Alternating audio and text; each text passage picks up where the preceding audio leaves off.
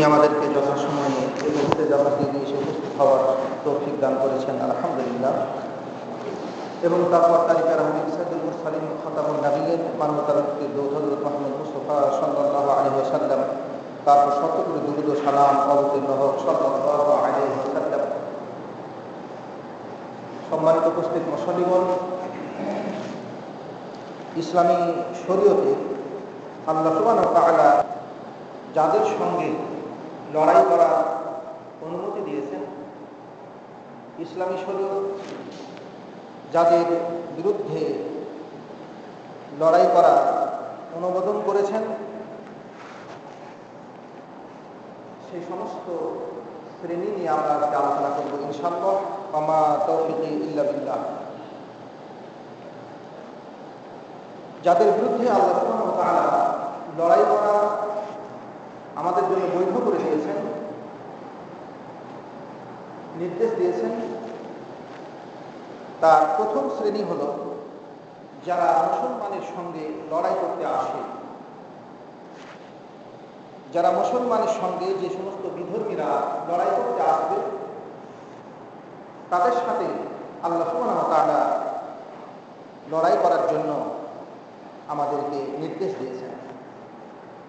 পবিত্র কোরআনুল কারীমে আল্লাহ বলছেন, সূরা বাকারার 190 নম্বর আয়াতে, ওয়াকাতিলু ফি সাবিলিল্লাহ, তোমরা লড়াই করো আল্লাহর পথে, আল্লাযীনা ইউকাতিলুনাকুম, যারা তোমাদের সাথে লড়াই করছে।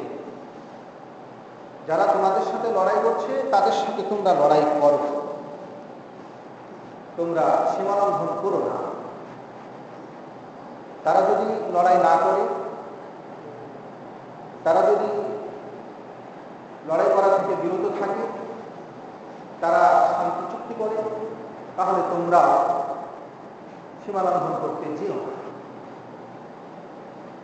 আমরা জানি যে মক্কার জীবনীতে মুসলমানেরা নির্যাতিত হয়েছিলেন, অনেকেই জীবন দিয়েছিল, শহীদ হয়েছিল কাফেরদের নির্যাতনে। তারপরও কিন্তু মক্কার জীবনীতে আল্লাহ সুবহানাহু ওয়া তাআলা মুসলমানের উপরে এই যুদ্ধ বা লড়াই সেটা ফরজ করেনি। মদিনাতে এসে যখন মুসলমানেরা একটি রাষ্ট্র পেল, ইমারত পেল, ক্ষমতা পেল, কিছু শক্তি পেল, তখন আল্লাহ সুবহানাহু ওয়া তাআলা মুসলমানের উপরে এই জালিমদের বিরুদ্ধে, যারা মুসলমানদের সাথে যুদ্ধ করতে আসে, তাদের বিরুদ্ধে যুদ্ধ করা খরচ দিলেন। পবিত্র কোরআনুল কারীমে আল্লাহ ঘোষণা করলেন যে, ইয়া আইয়ুহাল্লাযীনা আমানু কুতিবা আলাইকুমুল জিহাদ, হে ঈমানদারগণ, তোমাদের উপরে কুতিবা আলাইকুমুল কিতাল, তোমাদের উপরে কিতালকে কি করা হলো? খরচ করা হলো, লড়াইকে খরচ করা হলো। তো এই লড়াই মুসলমানেরা কিন্তু মক্কার জীবনীতে চাচ্ছিলেন যে আমরা কতদিন নির্যাতিত হব, কতদিন মার খাবো, আমরা তাদের বিরুদ্ধে লড়াই করবো না কেন? কিন্তু মদিনাতে আসার পরে যখন আল্লাহ সুবহানাহু ওয়া তাআলা কাফেরদের সাথে লড়াই করা খরচ করে দিলেন, যে যারা তোমাদের সাথে লড়াই করবে তাদের সাথে তোমরা লড়াই করো, তোমাদের উপরে লড়াইকে এখন অনুমোদন করে দেওয়া হলো। তো অনেকেই ভয় পেয়ে গেল, তারা বলতে লাগলো যে এখনই কেন খরচ করলেন, আমাদেরকে কিছু সময় আর একটু ছাড় দিলেন না কেন? এই তো যাই হোক, আল্লাহ সুবহানাহু ওয়া তাআলা ওই সমস্ত দুর্বল ঈমানদার ব্যক্তিদেরকে আল্লাহ সুবহানাহু ওয়া তাআলা কোরআনে তাদেরকে ধমক দিয়েছেন, তাদেরকে সতর্ক করে দিয়েছেন। আল্লাহ বলেছেন যে যে বিষয়গুলো হয়তো তোমরা অপছন্দ করো, কিছু বিষয় এমন রয়েছে যে অপছন্দ করছো, অথচ তাদের তোমাদের জন্য কল্যাণ আছে। লড়াই খরচ করে দেওয়া হলো, তোমরা এখন লড়াই করাকে অপছন্দ করছো, অথচ লড়াই করার মধ্যেই তোমাদের জন্য কল্যাণ আছে, তোমাদের জন্য মুক্তি আছে, তোমাদের জন্য সম্মান আছে, মর্যাদা আছে। তারপরে আল্লাহ বললেন যে এমন কিছু বিষয় আছে যে যেগুলো তোমরা অপছন্দ করো, পছন্দ করো, কিন্তু সেটা তোমাদের জন্য কল্যাণ করা নয়। আল্লাহ এই বিষয়টা জানেন যে আমাদের কল্যাণ কাকে আছে, আমাদের কল্যাণ কিসে রয়েছে, অকল্যাণ কিসে রয়েছে, সে বিষয়ে আল্লাহ অবহিত আছেন। সেজন্য যে বিষয় আমাদের জন্য কল্যাণ আছে সেই বিষয়ে তিনি আমাদের জন্য নির্দেশ দিয়েছেন। ইসলামী যাদের বিরুদ্ধে লড়াই করার নির্দেশ দিয়েছেন আল্লাহ সুবহানাহু ওয়া তাআলা, তাদের প্রথম শ্রেণী হচ্ছে যে যারা মুসলমানের সঙ্গে লড়াই করতে আসে। পবিত্র কুরআনুল কারীমে আল্লাহ বলতেছেন যে ওয়াকাতিলুল মুশরিকিনা কাফা, সূরা তাওবার 36 নম্বর আয়াতে আল্লাহ বলছেন যে মুশরিকদের সাথে তোমরা লড়াই করো সম্মিলিতভাবে, কামা ইউকাতিলুনাকুম কাফা, যেভাবে তারা তোমাদের সাথে সম্মিলিতভাবে লড়াই করতে আসতেছে, তারা যদি সম্মিলিতভাবে তোমাদের সাথে লড়াই করতে আসে তাহলে তোমরাও সম্মিলিতভাবে তাদের সাথে লড়াই করো। এটা হচ্ছে মুসলমানদের জন্য আল্লাহর পক্ষ থেকে আসা নির্দেশ যে কাফেরেরা ঐক্যবদ্ধ হবে। যেমন আহজাব যুদ্ধে কাফেরেরা মক্কার কুরাইশেরা আশেপাশের সমস্তদেরকে নিয়ে মদিনার উপরে আক্রমণ করেছিল, মুসলমান তাদেরকে প্রতিহত করেছিল। তারা যেমন সম্মিলিতভাবে মুসলমানের সাথে যুদ্ধ করতে এসেছিলেন, সকল মুসলমান তারাও প্রাণপণে তাদের বিরুদ্ধে লড়াই করে আল্লাহর সাহায্যে তারা বিজয়ী হয়েছিলেন খন্দক যুদ্ধে। সেভাবে আল্লাহ বলতেছেন ওয়ালামু আন্নাল্লাহা মাআল মুত্তাকিন, তোমরা জেনে রাখো যে আল্লাহ মুত্তাকিনদের সাথে আছে।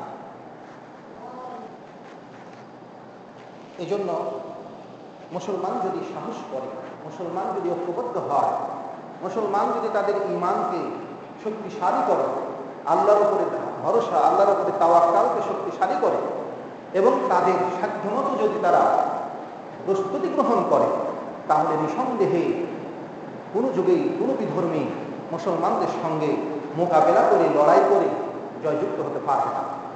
তার কারণ যে মুসলমানের সঙ্গে রয়েছেন আল্লাহ সুবহানাহু ওয়া তাআলা, মুসলমানের সাহায্য রয়েছেন আল্লাহ সুবহানাহু ওয়া তাআলা, আর তাদের সাহায্যে কেউ নেই। আল্লাহর সাহায্যের কাছে কোনো কিছুর সাহায্য হয় না। তাদের সাহায্য আছে কারণ আল্লাহর সাহায্য আছে, আমাদের সাহায্য আছে, মুসলমানের সাহায্য আছে আল্লাহ। এজন্য আল্লাহ সুবহানাহু ওয়া তাআলা মুসলমানদেরকে অসংখ্য জায়গায় অভয় দিয়েছেন, সাহস দিয়েছেন, বলেছেন যে তোমাদের সাথে আল্লাহ সুবহানাহু ওয়া তাআলা আছে। ওয়ালামু, জেনে রাখো, বিশ্বাস করো যে আল্লাহু মাআল মুত্তাকিন, আল্লাহ মুত্তাকিনদের সাথে আছে। তাহলে আমাদেরকে মুত্তাকিন হওয়া লাগবে, আল্লাহ ভীরু হওয়া লাগবে, পরেশগার হওয়া লাগবে। কিন্তু যদি আমরা পরেশগার না হই, মুত্তাকি না হই, ঈমানদার না হই, তাহলে তো আল্লাহ আমাদের সাথে থাকবেন না, আল্লাহর সাহায্য আমাদের আসবে না। এজন্য আমাদেরকে প্রথমে মুত্তাকিন হতে হবে, পরেশগার হতে হবে। 2 নম্বর হচ্ছে যে তাদের সঙ্গে আল্লাহ সুবহানাহু ওয়া তাআলা লড়াই করা আমাদের জন্য বৈধ করে দিয়েছেন। যাদের সাথে লড়াই করা আমাদের জন্য অনুমতি দিয়েছেন, অনুমোদন করেছেন, সেই দ্বিতীয় নম্বর শ্রেণী হচ্ছে যে যারা সত্য ধর্ম ইসলাম কবুল না করবে অথবা জিজিয়া না দিবে অথবা শান্তি চুক্তি না করবে। 3টা অপশন হচ্ছে এখানে। সত্য ধর্ম ইসলাম গ্রহণ না করলে বা জিজিয়া না দিলে বা শান্তি চুক্তি না করলে, তাদের বিরুদ্ধে আল্লাহ সুবহানাহু ওয়া তাআলা আমাদেরকে লড়াই করার অনুমতি দিয়েছেন। ইসলাম কবুলের বিষয়টা হচ্ছে যে ইসলাম কবুলের ক্ষেত্রে কাউকে বাধ্য করা যাবে না। ভয় দেখিয়ে, অস্ত্র দেখিয়ে, হত্যার হুমকি দিয়ে ইসলাম গ্রহণ করানো যাবে না, এটা আল্লাহ নিষেধ করে দিয়েছেন। সূরা বাকারা 156 নম্বর আয়াত আল্লাহ বলে দিয়েছেন যে লা ইকরাহা ফিদ্দীন, দ্বীন গ্রহণ করতে কোনো জবরদস্তি নেই, দ্বীন গ্রহণ করতে কোনো জবরদস্তি নেই। কেউ যদি ইসলাম কবুল না করে তাহলে তাকে জোর করে ইসলাম গ্রহণ করাতে হবে এমনটা নয়। এটা মাক্কি সূরা নয়, এটা মাদানী সূরা, এটা বাকারা, হিজরতের পরে নাযিল হয়েছে। হিজরতের আগেও কিন্তু এই ধরনের ঘোষণা ছিল। কাফিরুন, সূরা কাফিরুনে ছিল। সূরা কাফিরুনে আল্লাহ সুবহানাহু ওয়া তাআলা বলতেছেন যে হে নবী আপনি বলুন, আপনি বলুন, ইয়া আইয়ুহাল কাফিরুন, হে কাফিরেরা, আমি ইবাদত করব না তোমরা যাদের ইবাদত, লা আ'বুদু মা তা'বুদুন, আমি ইবাদত করব না তোমরা যাদের ইবাদত করতেছো। অর্থাৎ তোমরা আল্লাহ বাদ দিয়ে যারা ইবাদত করছো আমরা তার ইবাদত করব না। কয়েকবার এভাবে বলা হয়েছে কথাটা। 6 নম্বর আয়াতে, সূরা কাফিরুনের 6 নম্বর আয়াত আল্লাহ বলেছেন লাকুম দীনুকুম ওয়ালিয়া দীন, লাকুম দীনুকুম, তোমাদের জন্য তোমাদের দিন, তোমাদের ধর্ম, ওয়ালিয়া দীন, ওয়ালিয়া দীনই ছিল সেটা, আর আমার জন্য আমার ধর্ম। অর্থাৎ তোমরা তোমাদের ধর্মে থাকো, তোমরা তোমাদের ধর্ম মানো, তোমাদের ধর্ম আমি মানতে যাব না, তোমরা আমার ধর্ম মানতে আসবে না, তোমাদের জন্য তোমাদের ধর্ম, আমার জন্য আমার ধর্ম। এই আয়াতটি হচ্ছে ধর্ম, নিজের ধর্ম নিজে পালন করার ঘোষণা, ধার্মিক হওয়ার ঘোষণা, অধার্মিক হওয়ার ঘোষণা নয়, ধর্মিক হওয়ার ঘোষণা নয়। এটা হচ্ছে ধর্মের পক্ষে থাকার ঘোষণা। অনেকে আবার সূরা কাফিরুন তেলাওয়াত করে বলে এই যে সূরা কাফিরুনে ধর্ম নিরপেক্ষতার কথা আছে। কত বড় জাহেল হতে পারে, কত বড় অজ্ঞ হতে পারে এই কথা বলে। সেখানে কোথায় ধর্ম নিরপেক্ষতার কথা আছে? সেখানে ধর্মের পক্ষের কথা আছে। লাকুম দীনুকুম, তোমাদের জন্য তোমাদের ধর্ম তোমরা পালন করো, ওয়ালিয়া দীন, আর আমার জন্য আমার ধর্ম, আমার দিন, সেটা আমি পালন করব। তোমাদের ধর্মের সঙ্গে, তোমাদের দিনের সঙ্গে, তোমাদের ইবাদতের সঙ্গে আমার কোনো সম্পর্ক নাই। এটা ধর্ম নিরপেক্ষ হলো? ধর্ম নিরপেক্ষ মানে যদি এই হয় যে আমি কোন ধর্মের পক্ষে নেই, ধর্ম নিরপেক্ষর অর্থই হচ্ছে যে আমি কোন ধর্মের পক্ষে নেই, আমি ধর্ম নিরপেক্ষ। কথাটি কুফরি কথা। ধর্ম নিরপেক্ষ এটা কখনোই ইসলাম সমর্থন করে না। কোন আয়াতে, কোরআনের কোন বিধানে, রাসূলের কোন ঘোষণাতে এই কথা নেই যে আমাকে ধর্ম নিরপেক্ষ থাকতে হবে।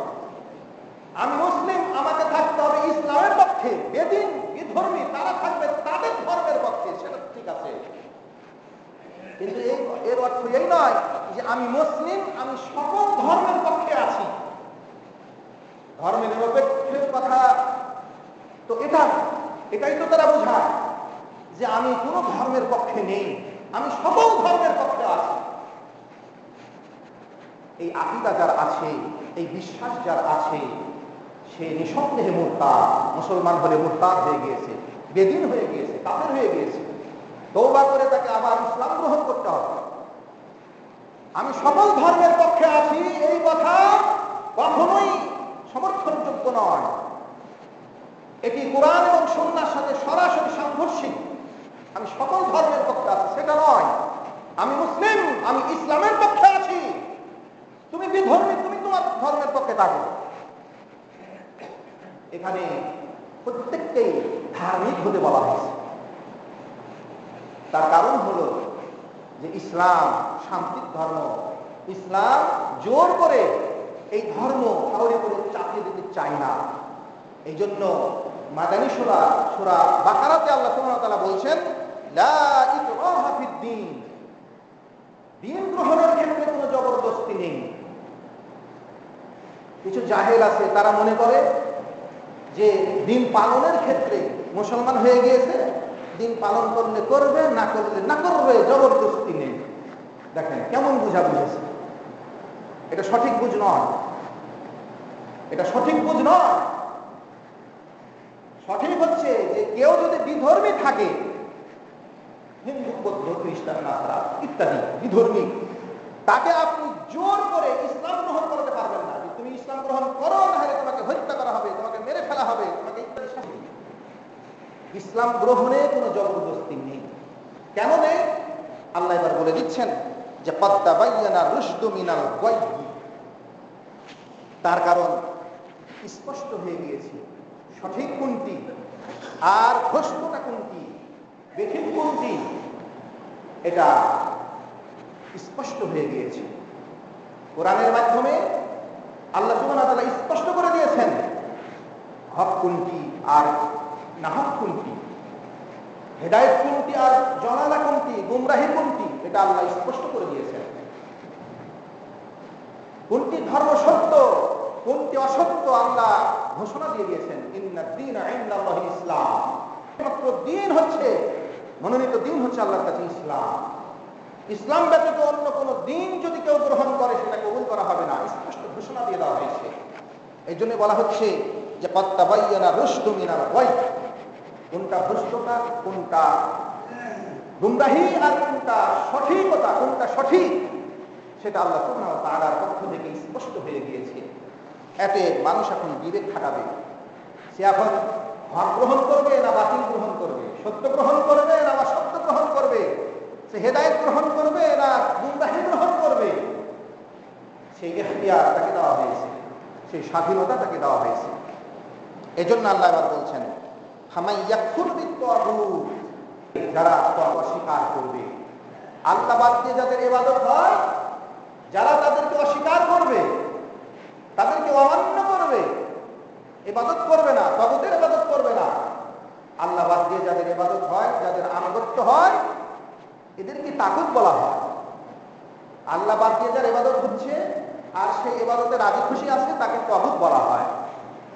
আল্লাহ বলছেন যে যারা তাগুতকে অস্বীকার করলো ওয়া ইউমিন বিল্লাহ, এবং আল্লাহর প্রতি ঈমান আনলো, ফাকাদ ইসতামসাকা বিল উরওয়াতিল উসকা, তারা মজবুত হাতল লা ইলাহা ইল্লাল্লাহ, এটা তারা মজবুত করে এঁকে ধরল।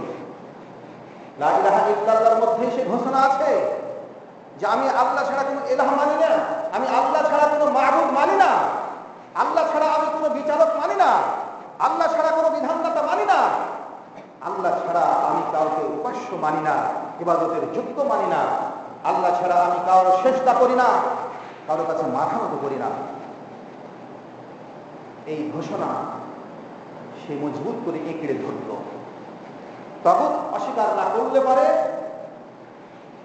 লা ইলাহা ইল্লাল্লাহকে মজবুত করে এঁকড়ে ধরা হয় না। এজন্য আল্লাহ বলে দিলেন যে ফামান ইয়াকফুর বিত-তাগুত, যারা তাগুতকে অস্বীকার করলো, তাগুতকে অস্বীকার করতে হবে। আপনি মুসলিম, আপনি তাগুতকে অস্বীকার করতে বাধ্য। আল্লাহ বাদ দিয়ে যাদের ইবাদত হয়, বন্দেগী হয়, যে দেবদেবীর উপাসনা হয়, দেবদেবীর পূজা হয়, আপনাকে তাকে অস্বীকার করতে হবে, অমান্য করতে হবে, ডিনাই করতে হবে, তাহলে আপনি মুসলিম হলেন। তাহলে কোরআন লা ইকরাহা ফিদ-দীন, এই আয়াতের মধ্যে ধর্ম নিরপেক্ষতার কোনো কথা নেই, এখানে ধর্মের পক্ষের কথা আছে। আপনি মুসলিম, আপনাকে আপনার ধর্ম পালন করতেই হবে। সূরা কাফিরুন লাকুম দীনুকুম ওয়ালিয়া দীন, এখানে ধর্ম নিরপেক্ষতার কোনো কথা নেই, এখানে ধর্মের কথা আছে। আপনি মুসলিম, আপনার জন্য আপনার ধর্ম পালন করতেই হবে। ধর্ম পালনের ক্ষেত্রে আপনি মুসলিম হয়ে গেলেন যখন, তখন আপনার ধর্ম পালনের ক্ষেত্রে আপনার আর কোনো অবহেলা থাকবে না। ইখতিয়ার, আমি ধর্ম পালন করবো না হলে না করবো, এটা আমার ব্যাপার, সেটা বলার কোনো অধিকার থাকবে না। ইসলাম গ্রহণ করার পরে ইসলাম পালন করতেই হবে। ইসলাম গ্রহণ করতে আল্লাহ আপনাকে বাধ্য করেনি, কিন্তু যখন আপনি ইসলাম গ্রহণ করেছেন, কালিমা শাহাদা পাঠ করেছেন, আশহাদু আল্লা ইলাহা ইল্লাল্লাহ ওয়া আশহাদু আন্না মুহাম্মাদার রাসূলুল্লাহ যখন আপনি উচ্চারণ করেছেন, আপনি ইসলামের ছায়াতলে প্রবেশ করেছেন, ইসলামে প্রবেশ করেছেন। এখন ইসলামের বিধিবিধান আমাকে মানতে হবে, সালাত করতে হবে, যাকাত দিতে হবে, হজ করতে হবে, যত আছে কাজ সেটা করতে হবে। এমন না যে আমি সালাত ইচ্ছা হলে পড়বো, না হলে না পড়বো। লা ইকরাহা ফিদ-দীন, দ্বীনের ক্ষেত্রে কোনো জবরদস্তি নাই। হইল? এটা দলিল হইল? যখন তো বিধর্মী থাকে তাকে ইসলাম গ্রহণ করতে তাকে বাধ্য করা হয়নি, কিন্তু যখন সে ইসলাম গ্রহণ করবে বেনামাজি থাকার আর কোনো সুযোগ নাই। বেদিন হয়ে যাওয়ার আর কোনো সুযোগ নাই। ইসলাম গ্রহণ করতে না না আর সুযোগ নাই। ইসলাম গ্রহণ করে নিলে ইসলাম ছেড়ে দেওয়ার আর কোনো সুযোগ নেই। এদেরকে মুরতাদ বলা হয়। ইসলাম গ্রহণের পরে ইসলাম ছেড়ে দিলে মুরতাদ বলা হয়। এদের বেঁচে থাকার আর কোনো সুযোগ নাই। এই জন্য আল্লাহ সুবহানাহু ওয়া তাআলা হক এবং বাতিল স্পষ্ট করে দিয়েছে। হক জানার পরে, বুঝার পরে আগে ইসলাম গ্রহণ করতে হবে। এমন না যে আমি ইসলাম গ্রহণ করে ফেললাম, দিয়ে আবার আমার মন চাইলো আবার আমি হিন্দু হয়ে গেলাম। হচ্ছে যেমন এখন মন চাইলো খ্রিস্টান ছিল মুসলমান হয়ে গেল, মন চাইলো আবার খ্রিস্টান হয়ে গেল। হিন্দু ছিল মন চাইলো মুসলমান হয়ে গেল, আবার মন চাইলো আবার হিন্দু হয়ে গেল। এই ধরনের সুযোগ ইসলামে দিবে না। এদেরকে মুরতাদ বলা হয়। ইসলামী সরকার এদেরকে দণ্ড দিতে বাধ্য, এদেরকে শাস্তি দিতে বাধ্য। এই জন্য ইসলাম গ্রহণ করে ফেললে পারে তখন সে ইসলাম মানতে বাধ্য হবে। ইসলামের মৌলিক বিষয় যেগুলো আছে সেগুলো মানতে তিনি বাধ্য হবে, না মানলে আসবে। বলতেছিলাম আল্লাহ সুবহানাহু ওয়া তাআলা যাদের বিরুদ্ধে লড়াই করা আমাদের জন্য বৈধ করে দিয়েছেন, অনুমোদিত করে দিয়েছেন, সেটা হচ্ছে যে যারা সত্য ধর্ম ইসলাম কবুল করবে না, অথবা জিজিয়া দিবে না, অথবা শান্তি চুক্তি করবে না। পবিত্র কোরআনুল কারীমে আল্লাহ সুবহানাহু ওয়া তাআলা সূরা তাওবার 29 নম্বর আয়াতে বলছেন,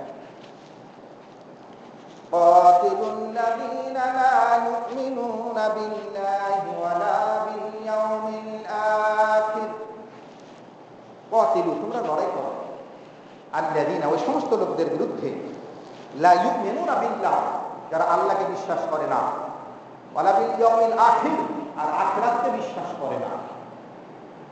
আল্লাহকে যারা বিশ্বাস করে না, আখিরাতকে যারা বিশ্বাস করে, বিরুদ্ধে তোমরা লড়াই করো। আর কি করে না?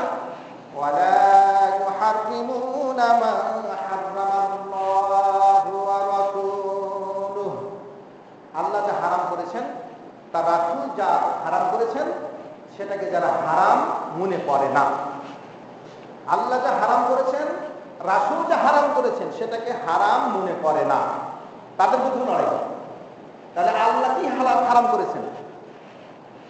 আল্লাহ জিনা, ব্যভিচার, সুদ, ঘুষ, হত্যা, অপকর্ম, যত কিছু আছে এগুলো সব হারাম করেছেন।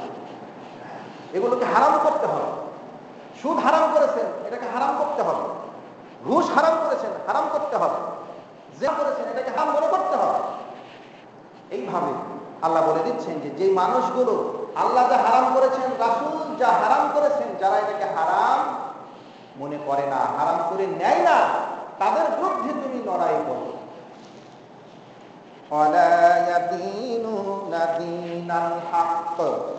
আর যারা সত্য দিন পালন করে না, তাদের বিরুদ্ধে তুমি লড়াই করো। কতক্ষণ পর্যন্ত লড়াইটা হবে? আল্লাহ বলছে মিনাল্লাযিনা উতুল কিতাব, যাদেরকে কিতাব দেওয়া হয়েছে, অর্থাৎ আহলে কিতাব, ইহুদি, খ্রিস্টান ইত্যাদি। কতক্ষণ পর্যন্ত লড়াইটা হবে? তার কারণ যে এদের বৈশিষ্ট্য বর্ণনা হলো, বিধর্মীদের বৈশিষ্ট্য বর্ণনা হলো যে এরা আর না তাদের বিশ্বাস আখিরাতের উপরে আছে, আর না এরা আল্লাহ এবং তার নবী যেটা হারাম করেছেন সেটাকে হারাম করে, আর না এরা সত্য দিন ধর্ম পালন করে, এটা কিছুই করে না তারা। এদের বিরুদ্ধে তোমাদের লড়াই। কতক্ষণ পর্যন্ত লড়াই? আল্লাহ বলছেন হাত্তা ইউতু জিজিয়াতা আন ইয়াদিন ওয়া হুম সাগিরুন, যতক্ষণ না তারা লাঞ্ছিত অপদস্থ হয়ে সহস্তে তাদের জিজিয়া তোমাদেরকে প্রদান করে। এখানে আল্লাহ সুবহানাহু ওয়া তাআলা বলে দিলেন যে এই যে বিধর্মী যারা রয়েছে তাদের সাথে তোমাদের লড়াই ততক্ষণ পর্যন্ত যতক্ষণ পর্যন্ত তারা অপদস্থ না হচ্ছে, লাঞ্ছিত না হচ্ছে, নতি স্বীকার না করছে, আর যতক্ষণ না তারা তোমাদেরকে জিজিয়া দিচ্ছে। তারা যদি মুসলিম রাষ্ট্রে বসবাস করে তাহলে অবশ্যই তাদেরকে জিজিয়া দিতে হবে। ইনকামের একটি অংশ মুসলমানকে দিতে হবে, ইসলামী সরকারকে দিতে হবে। সূরা তাওবা 29 নম্বর আয়াতে আল্লাহ সুবহানাহু ওয়া তাআলা বিষয়টি সুস্পষ্ট করে দিয়েছেন। এজন্য রাসূলুল্লাহ সাল্লাল্লাহু আলাইহি ওয়াসাল্লামের সাহাবী হযরত বুরাইদা রাদিয়াল্লাহু তাআলা আনহু বলতেছেন যে রাসূল সাল্লাল্লাহু আলাইহি ওয়াসাল্লাম যখন কোন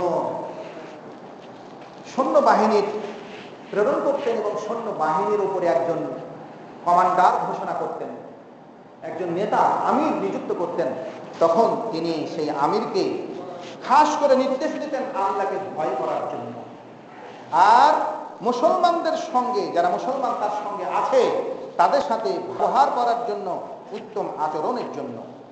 সুম্মা কল, তারপরে বলতেন, সেই সৈন্যবাহিনীকে উপদেশ দিতেন, বলতেন, কি বলতেন?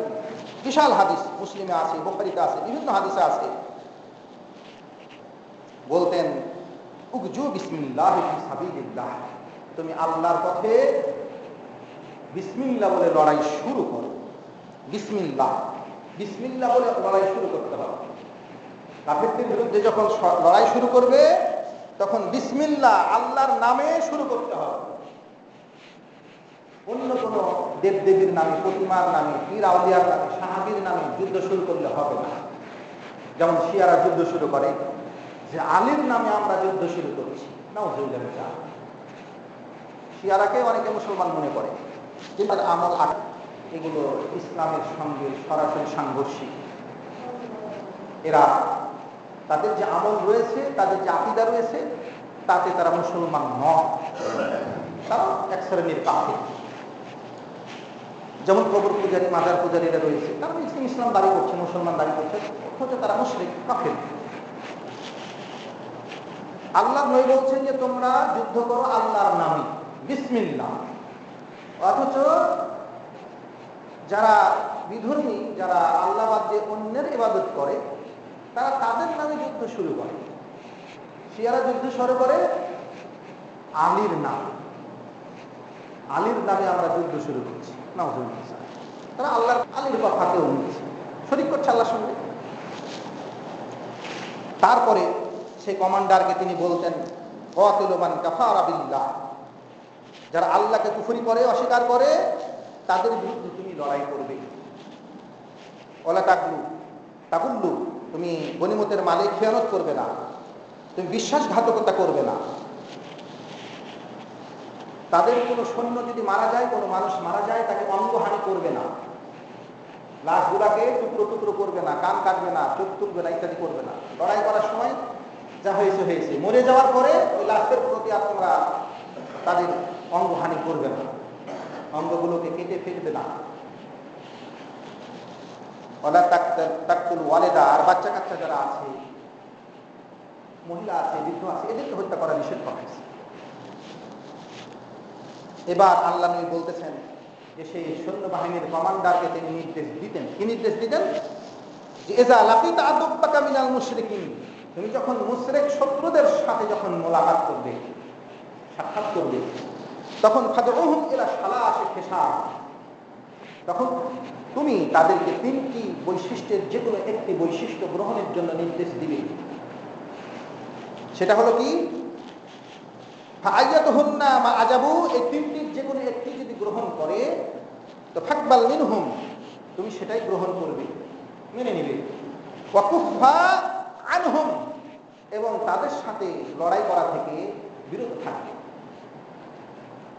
সেই তিনটি বিষয়ের এক নম্বর বিষয় হলো উদউহুম ইলাল ইসলাম, তুমি তাদেরকে ইসলামের দিকে আহ্বান করবে, যে তোমরা মুসলমান হয়ে যাও। তারা যদি মুসলমান হয়ে যায়, আল্লাহ রাসূল বলছেন, তারা যদি মুসলমান হয়ে যায় তাহলে তুমি তাদের ইসলাম গ্রহণ করো।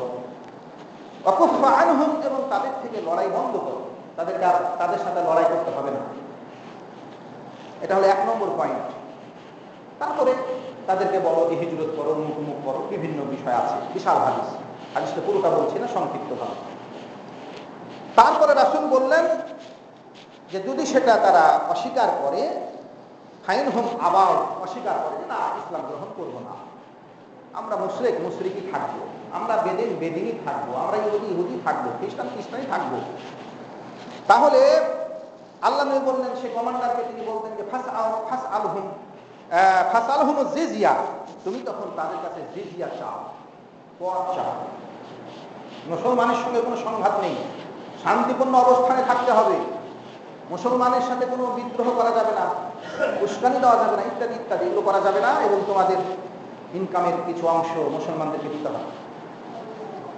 এটা সরকার নির্ধারণ করবে, এটা ইসলাম নির্ধারণ করে দেয়। যার যেমন আয় তার উপরে তেমন কর নির্ধারণ করবেন ইসলামী শাসক, সেখানে তার সুযোগ আছে, তার কাছে কাকে কি পরিমাণ করবেন সেটা তার ব্যাপার, কি করবেন না তার ব্যাপার। রাসূল সাল্লাল্লাহু আলাইহি ওয়াসাল্লাম বললেন যে জিজিয়া চাও, ফাইন হুম আযাবুকা, তারা যদি সেটা গ্রহণ করে তো ফাকবিল মিনহুম, সেটা গ্রহণ করে নাও। ওয়াকুফা আনহুম, এবং তাদের থেকে লড়াই করা পরিহার করো, লড়াই করতে পারবে না, জিজিয়া দিতে চেয়েছে আর লড়াই করতে পারবে না, লড়াই বিরত থাকবে, লড়াই থেকে বিরত থাকবে। এখন আল্লাহ নবী বলছেন ফাইন হুম আবার, তারা যদি অস্বীকার করে যে না ইসলামও গ্রহণ করবো না জিজিয়াও দেব না, তখন রাসূল বললেন ফাস্তাইন বিল্লাহ ওয়া কাতিলহুম, তখন তুমি আল্লাহর সাহায্য প্রার্থনা করবে এবং তাদের সাথে লড়াই শুরু করবে। মুসলিমের হাদিস 4619 নম্বর, তিরমিজির হাদিস 1617 নম্বর, আবু দাউদের হাদিস 2612 নম্বর, এই ধরনের অসংখ্য হাদিস গ্রন্থে এটি রয়েছে। রাসূলুল্লাহ সাল্লাল্লাহু আলাইহি ওয়াসাল্লাম আল্লাহ যেটা বলেছেন সেটাই তিনি নির্দেশ দিয়েছেন তার সাহাবীদেরকে। আল্লাহ বলেছেন কি, যে এই যে বিধর্মী আহলে কিতাব, মুশরিকের কথা পাওয়া গেল হাদিসটাতে, বিধর্মী হোক আর মুসলিম হোক, ইহুদি হোক, খ্রিস্টান হোক, মুশরিক হোক, তাদের সকলের কথা এখানে পাওয়া যাচ্ছে যে এরা তিনটি অপশনের যে কোনো একটি অপশন গ্রহণ করতে বাধ্য। হয় তারা ইসলাম গ্রহণ করবেন, না হয় বশ্যতা স্বীকার করবেন, জিজিয়া দিবেন, না হয় শান্তি চুক্তি করবেন। এগুলো না করলে পরে তাদের সঙ্গে সংগ্রাম হবে, সংগ্রাম হবে। যদি শক্তি থাকে, মুসলমানের শক্তি থাকলে সেটা তারা করবে। যদি এমন কিছু এলাকা হয় মুসলমানের শক্তি তাদের সাথে লড়াই করার নাই, তাদের সাথে করবেন না, নিষেধ। এই জন্য রাসূলুল্লাহ সাল্লাল্লাহু আলাইহি ওয়াসাল্লাম বলে দিয়েছেন যে যখন কেউ শান্তি চুক্তির আন্ডারে চলে আসে, মুসলমানের সিবদ্ধ হয়ে যায়, তখন তারা জিম্মি, এদেরকে জিম্মি বলা হয়। জিম্মিদেরকে নির্যাতন করা, তাদেরকে হত্যা করা, এগুলি হচ্ছে কাবিরা গুনাহ, চরম অপরাধ। এই জন্য রাসূল সাল্লাল্লাহু আলাইহি ওয়াসাল্লাম বলছেন মান কাতালা রাজুলাম মিন আহলি জিম্মা, কেউ যদি কোনো বিধর্মী জিম্মিকে, যারা ইনকাম ট্যাক্স দিয়ে মুসলমানের দেশে বসবাস করছে, নিজের জান মাল ইজ্জতের স্বাধীনতা নিয়ে, বাঁচার অধিকার নিয়ে, তাকে যদি কেউ হত্যা করে, কোনো জিম্মিকে যদি কেউ হত্যা করে, রাসূল বললেন লাম ইয়াজিদ রিহাল জান্নাহ, সে জান্নাতে যাওয়ার দূরের কথা, জান্নাতের সুঘ্রাণ পাবে না। ওয়া ইন্না রিহাহা লা তুজাদ মিন মাশিরাতি ৭০ আমা, আর এই জান্নাতের সুঘ্রাণ ৭০ বছরের পথ থেকে পাওয়া যায়। কোন হাদিসে ৪০ বছরের পথ, কোন হাদিসে এসেছে 500 বছরের পথ থেকে পাওয়া যায়। এত দূর থেকে জান্নাতের সুঘ্রাণ পাওয়া যায়, তো এরা জান্নাতে যাবে না, জান্নাতের সুঘ্রাণ পর্যন্ত পাবে না। অনেকে মনে করে যে জান্নাতে সুঘ্রাণ পাবে না মানে জান্নাতে গেলেও জান্নাতের সেন্ট তাদের নাকে লাগবে না। বিষয়টা এটা না, জান্নাত হারাম করে দিবেন আল্লাহ সুবহানাহু ওয়া তাআলা। অন্য হাদিসে আছে, আবু বকর বলছেন মান কাতালা মুআহাদান ফি গায়রি কুনহিহি বিগায়রি কুনহিহি, কেউ যদি কোনো মুআহাদকে, মুআহাদ মানে যারা মুসলমানের সঙ্গে শান্তি চুক্তি করে তাদেরকে মুআহাদ বলা হয়। জিম্মি আর মুআহাদের মধ্যে একটু পার্থক্য আছে। জিম্মি হচ্ছে যারা মুসলমান এলাকাতে বসবাস করছেন, মুসলমান তাদেরকে নিরাপত্তা দিয়েছেন, এরা হলো জিম্মি। আর মুআহাদ হচ্ছে যে যারা মুসলমান এলাকাতে বসবাস করছে না, তারা তাদের দেশে বসবাস করছে। ধরুন ইউরোপ, আলাদা কান্ট্রি, বিধর্মী কান্ট্রি, তারা তাদের দেশে বসবাস করছে, তাদের সাথে মুসলমানের যে চুক্তি হবে, এই চুক্তি হচ্ছে, এই চুক্তিবদ্ধ যারা হবেন তারাই হচ্ছে মুআহাদ। মুসলমানদের সাথে তাদের একটা চুক্তি হচ্ছে, শান্তি চুক্তি হচ্ছে, তারা মুসলমানকে আক্রমণ করবে না, তারাও করবে না, এই যে একটা শান্তি চুক্তি। যারা মুআহাদ হবে তাদেরকেও যদি কেউ হত্যা করে, রাসূল বলছেন কোনো অপরাধ ছাড়াই হত্যা করে দিল, কোনো কারণ ছাড়াই হত্যা করে দিল, হারামাল্লাহু আলাইহিল জান্নাহ, আল্লাহ ওই লোকটির উপরে জান্নাত হারাম করে দিবেন। কোন মুসলমান যদি কোনো মুআহাদকে হত্যা করে, আল্লাহ নবী বললেন হারামাল্লাহু আলাইহিল জান্নাহ, আল্লাহ তার উপরে জান্নাত হারাম করে দিবেন। তাহলে বিধর্মীকে হত্যা করা যাবে? মুআহাদকে হত্যা করা যাবে? যাবে না। আবু দাউদের এটা 2760 নম্বর হাদিস, হাদিস সহিহ রয়েছে।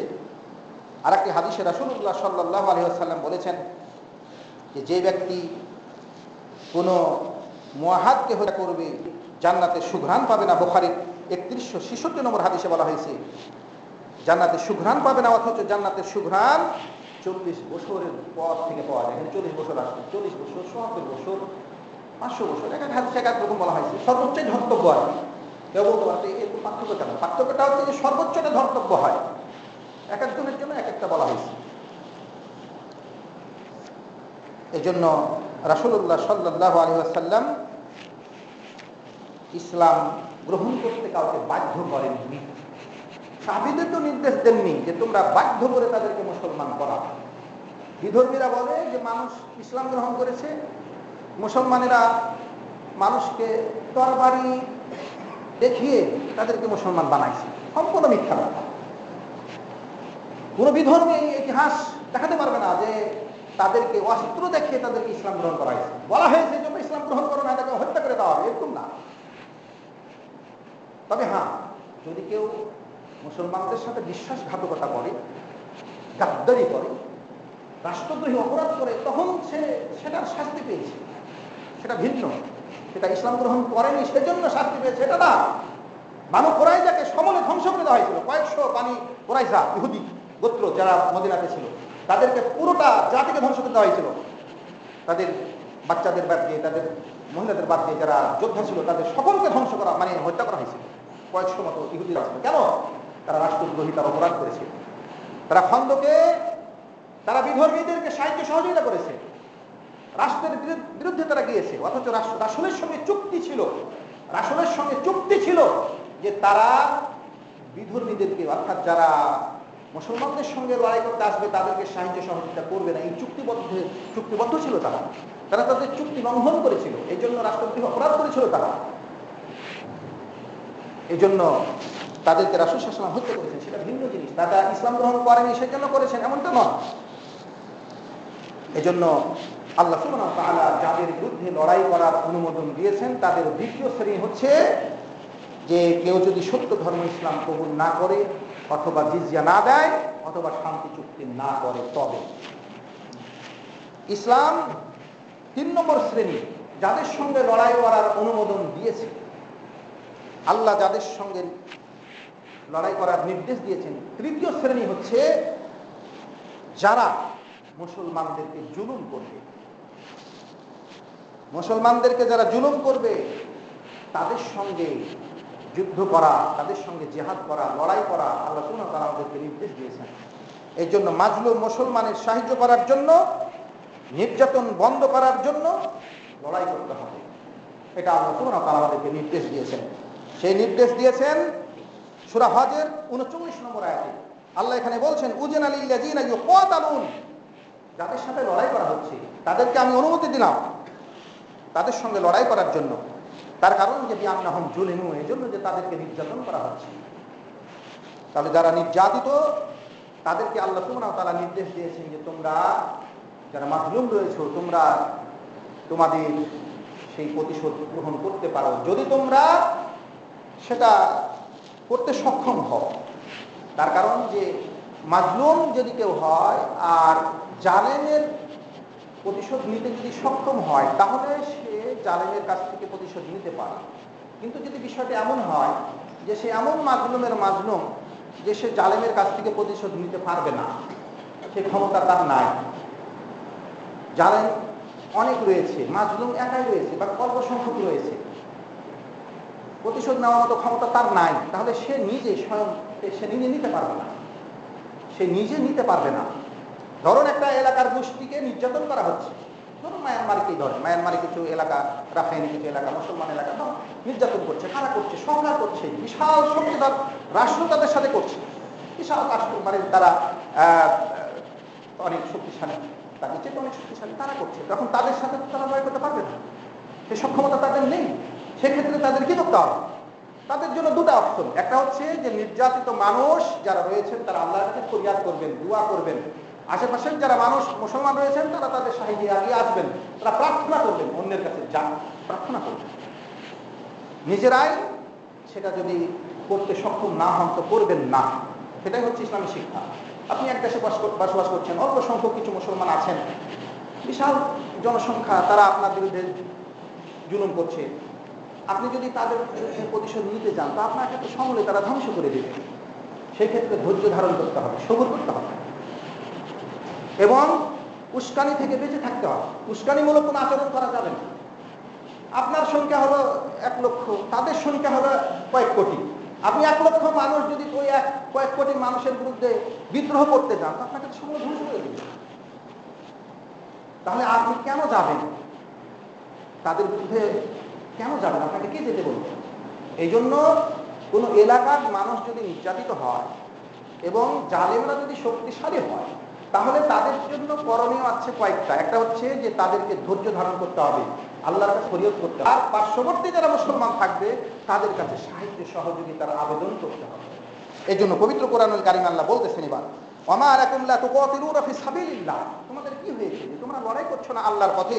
ওয়াল মুস্তাজাফিনা মিনার রিজা ওয়ান নিসা ওয়াল বিলদান আল্লাযিনা ইয়াকুলুন, অথচ দুর্বল যারা পুরুষ রয়েছেন, মহিলা রয়েছেন, বালক ছেলেমেয়েরা রয়েছেন, তারা বলতেছেন, হে রব, হে আমাদের রব, আখরিজনা মিন হাযিহিল ক্বরিয়াতি জালিমি আহলুহা, এই জালেম অধিবাসীদের থেকে আপনি আমাদেরকে মুক্ত করুন, আপনি আমাদেরকে রেহাই দেন, আপনি আমাদেরকে এই জনপদ থেকে বের করে দেন।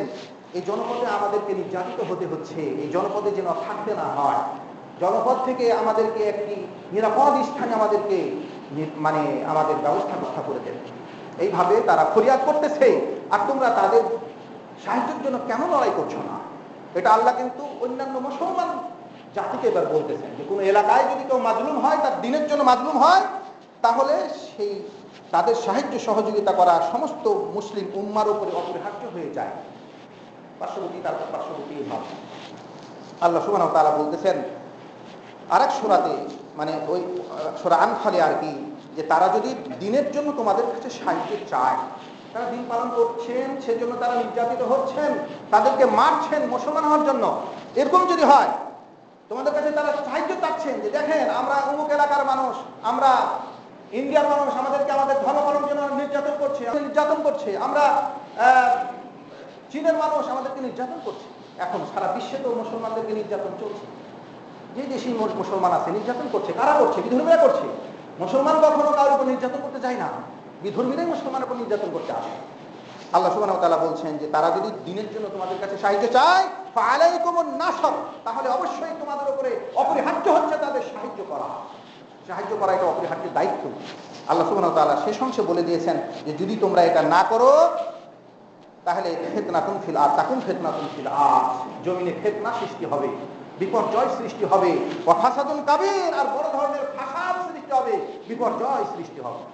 তো আমরা দেখছি যে আজকে বিভিন্ন এলাকায় মুসলমানের হচ্ছে, সমস্ত মুসলমান আজকে চেয়ে দেখছে, অথচ তাদের সাহায্যের জন্য আগে আসছে না। সেই জন্য আজকে বিশাল ধ্বংসযজ্ঞ আজকে মুসলমানের জন্য চলছে। এই জন্য এটা আল্লাহ বলে দিচ্ছেন যে তোমরা যদি এমনটা না করো, তোমরা মুসলমানেরা ফিতনায় পড়বে, আর মহা ফাসাদ, মহা বিপর্যয়ের সম্মুখীন তোমরা হবে। এই জন্য এক এলাকার মানুষ মরছে তো মরুক, আমরা তো নিরাপদে আছি না। আপনি নিরাপদে নন। তার কারণ বিধর্মীরা কোনো মুসলমানকে বন্ধু গ্রহণ করে না, তারা সকলেরই শত্রু। তারা পর্যায়ক্রমে সকলকেই কি করবে? আক্রমণ করবে, সকলকেই তারা শত্রু মনে করে। এই জন্য তারা যদি শক্তিশালী হয়ে যায়, বলবৎ হয়ে যায়, তারা সকল এলাকাতেই আক্রমণ করবে। আজকে ফিলিস্তিনে নির্যাতিত হচ্ছে, মধ্যপ্রাচ্যের সমস্ত দেশ, এতটি দেশ সবাই চেয়ে দেখছে যে ওরা তো হচ্ছে, ওরা হোক। কিন্তু ফিলিস্তিন তারা যদি ধ্বংস হয়ে যায়, তাদের যদি এলাকা তারা দখল করে নেয়, পরবর্তী লেবানন দখল করবে, লেবানন করলে সিরিয়া করবে, সিরিয়া করলে সৌদি করবে, এভাবে পুরো মধ্যপ্রাচ্য তারা দখল করবে। এটা ইহুদি। এই জন্য মুসলমানদেরকে আল্লাহ বলতেছেন যে তোমরা যদি দিনের খাতিরে তোমাদের ভাইদেরকে সাহায্য করতে না আসো, তাহলে বড় বিপর্যয়, বড় ফিতনা হবে। এই জন্য আমাদের ব্যবস্থা আমাদেরকে গ্রহণ করতে হবে। আল্লাহ সেটা চান, আর আমরা মুসলমানরা চাই যে আল্লাহ আমাদেরকে সাহায্য করে, তাহলে আবাবিল পাখি পাঠিয়ে দিক আর সবকে মেরে ফেলে দিক, আর মুসলমান লোকের বসে থাকবে, নিরাপদে বসে থাকবে, ওরা জান দিবে না, জীবন দিবে না, শহীদ হবে না। কত চমৎকার কথা! রাসূল সাল্লাল্লাহু আলাইহি ওয়াসাল্লাম যেখানে 27টির মতো যুদ্ধ করলেন, অসংখ্য সারিয়া পাঠালেন, অসংখ্য সৈন্যদল পাঠালেন, রাসূল সাল্লাল্লাহু আলাইহি ওয়াসাল্লাম যেখানে আহত হলেন, দাঁত ভাঙলো, নির্যাতিত হলেন, রক্তাক্ত, সে কত বড় লাখ সাহেব যে তুমি এমনিতেই সবকিছু সাহায্য পেতে চাও। তো আজকাল মুসলমান মনে করে যে আমরা মুসলমান, আল্লাহ আমাদেরকে সাহায্য করবে, আমরা লোকেরা বসে থাকবো, আর আল্লাহ আবাবিল পাখি পাঠাবে, না হলে গজব পাঠাবে, আর সব কাফেরদেরকে মেরে ফেলবে। জাহেল জাতি কোথাকার। অতএব আমাদেরকে আমাদের হারানো গৌরব, আমাদেরকে আমাদের হারানো ইমান, আমাদের হারানো ইমানের চেতনা ফিরিয়ে আনতে হবে। আমরা আজকে চেতনাহীন মুসলমানই পরিণত হচ্ছে। আজকে যুবকদেরকে আজকে চেতনাবিহীন করে দেওয়া হয়েছে। মুসলমান সে মুসলমান মনেই করে না মুসলমান। আর্জেন্টিনা খেলে, রিয়াদ খেলে, হাজার হাজার মুসলমান তাদের পিছনে ছুটে, খেলার পিছনে ছুটে, বোকা বানিয়ে দিয়েছে। এত বোকা জাত পৃথিবীতে আর কেউ নাই। মুসলমানের মতো এত বোকা জাত কোনো দেশে কোনো কেউ নাই, কোনো বিধর্মী নাই, কোনো ইহুদি নাই। ইহুদি আপনাকে বোকা বানাচ্ছে, খ্রিস্টান আপনাকে বোকা বানাচ্ছে, আপনি বোকা বানিয়ে যাচ্ছেন। তারা তো আপনাকে বোকা বানানোর জন্য বিভিন্ন খেলা টেলা বিভিন্ন কিছু দিয়ে আপনাকে মত্ত করে রেখেছে। মোবাইল বলেন, মোবাইল গেম বলেন, খেলা বলেন, কত কিছুতে আপনাকে মক্ত করে রেখেছে। আপনার ব্রেন এদিকে রেখেছে। আল্লাহ সুবহানাহু ওয়া তাআলা আমাদেরকে সঠিক বুঝার তৌফিক দান করুন। আমিন।